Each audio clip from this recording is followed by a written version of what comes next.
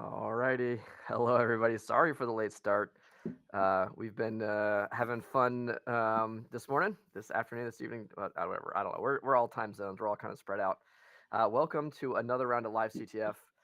First, we'll do a quick introduction, and we'll kind of talk about what we've done before, what we're doing this year. We did focus on the challenge first. We're running late on the stream because the first challenge is up. So if you're watching this, hopefully you're not actively solving the challenge because it is a race. Keep that in mind. But I'm Jordan or CipherTex, and we'll go to Mark next, and he can pass off somebody else. Hey, I'm Mark. We can say something else. Or we just hear names. I don't know how we're going to introduce ourselves in this one. How about we talk about No, I don't know. I got nothing. We're still like brain fried. It's been it's fine. I'm Carl or Kalle, and I'm another part of this team we are completely awake and sane at this and professional, very poised, organized, just absolutely solid. Yeah. Mics on hats, all of us. Hi, I'm Josh. I'm also here, also part of the team. And then we have two members who are not with us. Yeah, so we've got Glenn and V who are going to be joining us throughout this weekend. We also have a couple other guests, people that help out in different ways. So we've got Ghost, who's helped out with challenges in the past. Rusty's helped out with challenges in the past. And Gamozo Labs, Brandon also has been a streamer. So let's talk, briefly kind of about the history of LiveCTF. There's a whole actual history of like LiveCTF before what we've been doing as LiveCTF that we talked about last time. I'm gonna not mention that or not worry about that one for now. But you can go back and watch that in the qualifiers for last year. So the idea is that this is meant to be a spectator sport, and we want CTF to become more accessible. So we're gonna not only show what people are doing, but we're going to be able to talk about it even in the middle of the event when you're kind of in the midst of it. And so in the past years during finals, we did that by doing head-to-head HDMI capture, and we watched two people in a round robin format. And so you can see all of those streams here on the website and on the YouTube channel. And then for Quals last year, we did something a little bit different, which is what we're doing again now, where teams could participate and we can talk about challenges. I'll let Carl explain the kind of the structure of this one going forward. And then we did the finals last year, much like the finals before, in kind of a round robin bracket style format. So yeah, why don't you tell them, Carl, what kind of the structure of the event is this weekend? Right. So I mean, the whole idea, is centered around this, we want to kind of like live stream, commentate, make things accessible to other people. In the finals, we did this through this like head-to-head format in a tournament style. In the qualifiers, that doesn't really work because like we have hundreds or thousands of teams competing. So instead, we have created a system where we have a number, 6 challenges, which are being released. Like they are running for 4 hours each during the middle 24 hours of this qualifiers, and so the idea is to try to be as fast as possible in solving them, and once the 4 hours have passed, you can no longer solve them, so those points are no longer available, and basically whoever solves it first gets like the full score for it, and then as time takes by, the score decreases. And then at the end of this 4-hour block, we will do another stream where we will talk about this challenge and showcase some of the solution. And the way we are able to showcase the solutions is that instead of like a traditional kind of setup where you would run your solution script locally and just interact with the remote service, you upload your solution script to us. We run it against the challenge, and if it works, you solve the challenge, and we can then keep the solution script. So we can talk about the different variations. Yeah. So that's basically the idea. And this year, what have we changed? I know there's like kind of like one change that competitors might want to be aware of. Obviously, they could have read the rules. We did post this, earlier, so that they had a little time to read through it and kind of see. Most of this is the same as last year. We kind of had the same API submission system that we used before. But what's the important change people should be aware of? Right. So the big change this year is that you get the output from your run. So there's a new endpoint where you can like provide your exploit ID and /output, and you will get the standard out and standard error from your run. It will, if your run times out, you will not get any output at all. So if you see no output, then it's very likely that your script is running for way too long. Yeah, but this is a help because a way you can like debug if you have a solution that works locally, but there's something not working remotely, then this can help you put you on the right track to fixing that.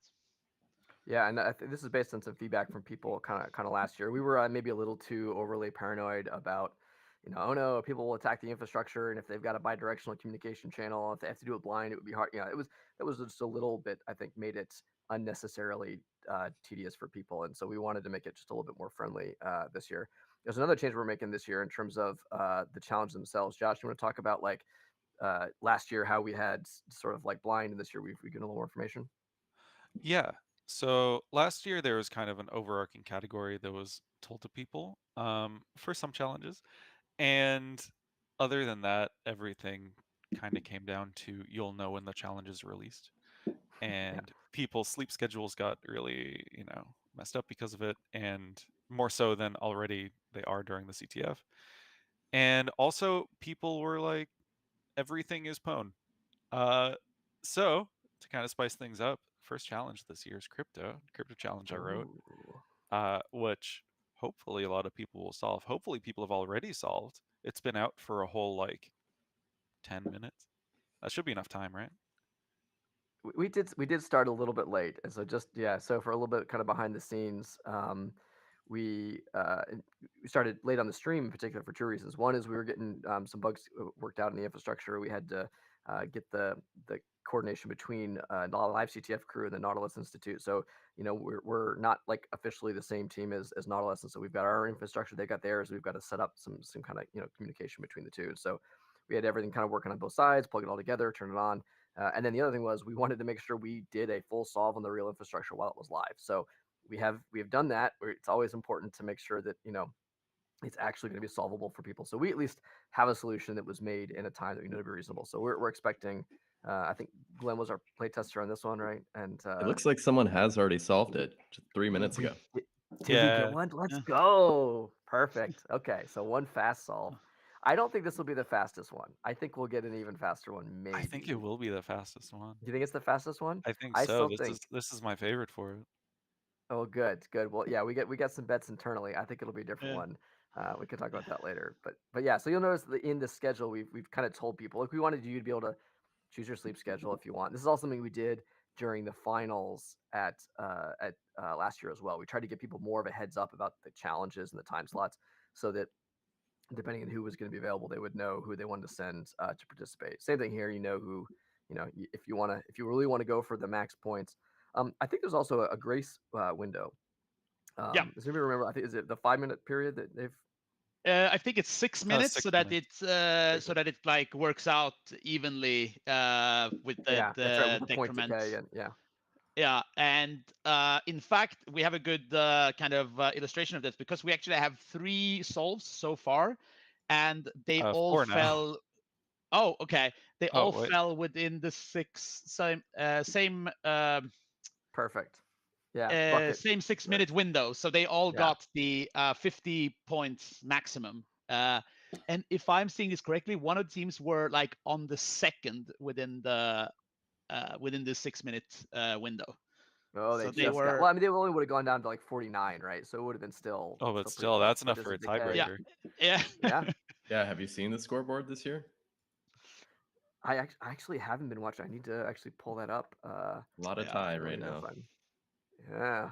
Well, that's. I think that's pretty typical, though. Actually, I need to make sure I'm logged in next time. But I think that's kind of typical at the beginning. There's a little bit more spread. Further out we get, there's just not that many challenges that are out yet, right? Could be the difference for someone, though. I mean, yeah, I don't want to decrease the drama, like if it's there. So we've got 6 challenges. We'll have 7 broadcasts. We're going to kick this one off, but then the next broadcast will be a lot longer because we're going to be digging in. We're going to talk about the results of this one. I'm excited to know we've already got some solves, so we'll see if everyone kind of solved it the same way or if we have some unexpected solutions, and we'll go from there. Congrats to the teams that have already got it, because they're going to be able to like take a break and go do something else. So they got a nice little pot of 50 points, and these points don't decay after the fact, with the exception that there is a queue, right? So all the submissions of people trying to solve things are going in.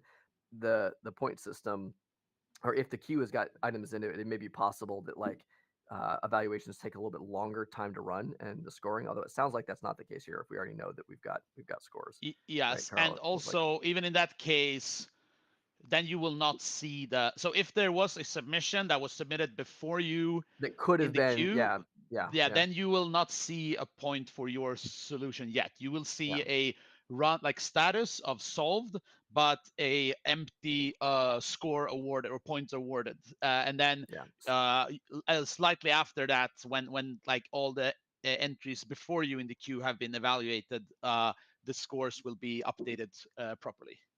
And that's only for the very first solve. Like once we've got the first solve, your time is really just based on the time you submitted and the decay over that. So you'll never have a delay then.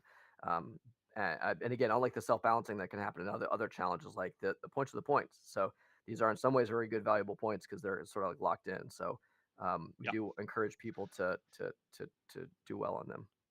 Yeah, and we just got the fourth solve here, which was the first solve in the next 6-minute window. So they scored a 49 points for this, just 1 point below the maximum.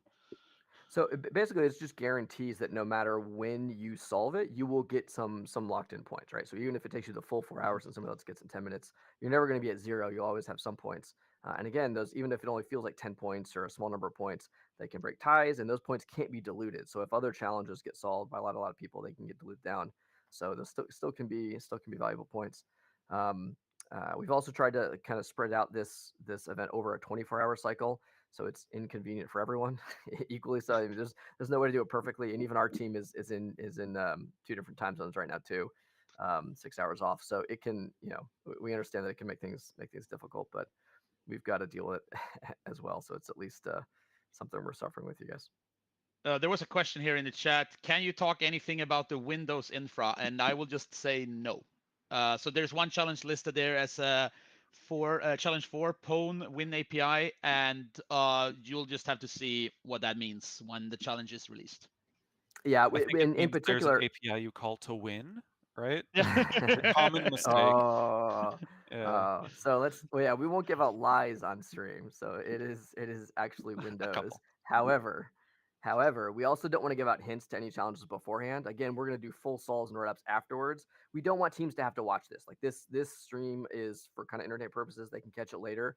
But so to make it clear, if you're a team thinking you're going to get some advantage for a later challenge, that's not our intention. We're going to try to be very careful about that. So we're not going to talk about anything that's not publicly on the page or in Discord to all the teams where like official communications happen. So don't fret it if you can't make these streams, and you can always catch up on them later and see what people are up to. But you might learn something from a previous solve that can help you. We can't guarantee that wouldn't be the case as we see how teams have solved different things. But there will be nothing from us for future challenges. Anybody else have any last comments before we leave people to their hacking? Good luck. Good luck and have fun. And yeah, we'll see y'all in a little less than 4 hours. Or yeah, I have just one small thing. We are experiencing a little bit of flakiness on the API. So I'm trying to find the root cause of this, but that one right there. like this, right? Exactly. So it is like if you just refresh, it will come up again, and like just submit your exploit. It will still work. It's a bit flaky. I'm working on trying to find out where this is coming from. Because like I'm not getting any errors in the logs, which is a little bit annoying. But we're working on that. But it shouldn't have a major impact on your performance. It's annoying, but we're you have to spam it. Just keep hitting up enter a couple of times until it submits, basically. While we iron it out. Yeah. Thanks for reminding people of that. And that should, like I said, we'll announce in the Discord, in the DEF CON Discord, when we believe this to be resolved. Just so you'll know for future reference. But yep, another good point. Yeah. All right. And with that, I think we're good. So thanks everybody for hanging out. Yes, Backcut. I will turn on live captions for future streams. I'll make sure we enable that. Cool. All right. Well, Thanks, goodbye. everybody. We'll catch y'all later. See you.